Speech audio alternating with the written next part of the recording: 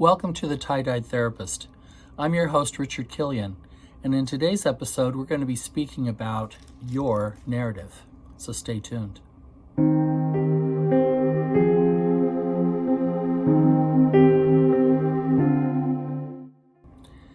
Thank you for joining me.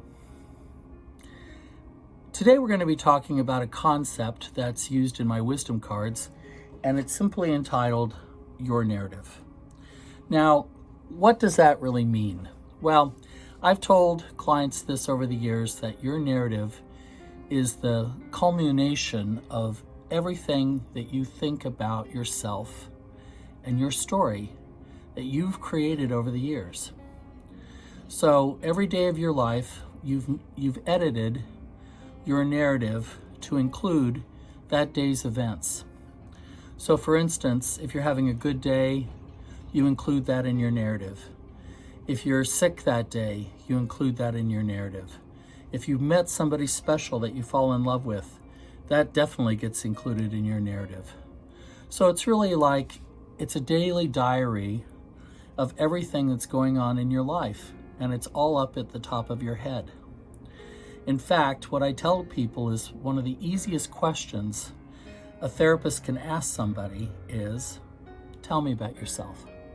Because the minute I say that, people launch into their life story and they tell me all these details. They give me all of this information that I can glean from just one question. But your narrative is also important for you in the sense of your mental health.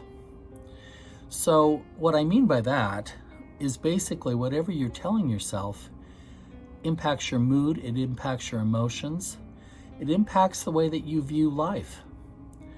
Your narrative is an accounting for what has been going on.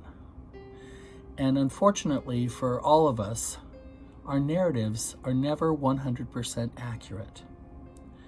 Generally speaking, our narratives miss important details, or we gloss over things that are too painful for us to think about. Here's a good example. Years ago, I used to be assigned to banks when they had been robbed. So in other words, when a bank gets robbed, a mental health worker gets asked to come in and help deal with any sort of traumatic experiences that the employees have faced as a result of the robbery. And generally speaking, people are pretty shell-shocked when they've experienced a bank robbery. And they don't really have too much to say. It's usually, in the hours and days afterwards that people start putting in together all the pieces of what had happened. But nevertheless, we were called in all the time to provide emotional support to employees that had struggled with this crisis. And what's so interesting about this is that we would break up into these debriefing groups, right, where all the employees were together, and I would have them tell me their personal experiences, their personal recollections of what happened during the robbery. And you could be standing right next to somebody as a teller, and you could have witnessed the whole bank robbery alongside of your coworker, but you have a different accounting. You tell a different story than the person standing next to you. How could that be? It's the same robbery, it's the same guy that came in with the gun. Why would the stories be so different? Well, partly is because of the lens that people look at these things through. Many bank employees have gone through multiple robberies in their career history. They kind of know the routine. They kind of know that when somebody comes in and asks for the money, you just give them the money, and then you notify the police as quickly as you can. You don't try to be a hero. You don't try to stop them. You don't try to argue with them. You just give them the money, because that way nobody gets hurt, hopefully. But a lot of people have long histories with bank robberies, and so they have a different way of looking at it than somebody who's a brand new employee, who's never witnessed this before, and then finds themselves at the end of a gun barrel, having to give up money. It's really a traumatic event. So that's how personal narratives work.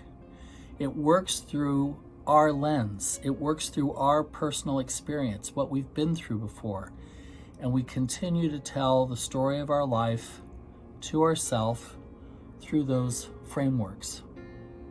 The thing about personal narratives, though, is that, like I said before, they don't necessarily have a lot of accuracy to them. And what I always ask clients to do is to check their narrative for accuracy. Make corrections if at all possible. Why do I do that? Well, because I don't want people to be living with a distorted narrative. I want them to clean that up as much as they can on a personal level so that they do recognize when something has happened to them. They are accurate in reporting to themselves what's going on. They're not sugarcoating anything, or they're not catastrophizing anything. Your narrative is more important than you realize because it ultimately helps you progress in your life. It can be the biggest boost to your self-confidence, or it can take you down basically because of what you're saying to yourself. So please keep that in mind today. Think about, what do I tell myself? What is my story and how accurate is it? Thanks again for watching. Take care. Bye-bye.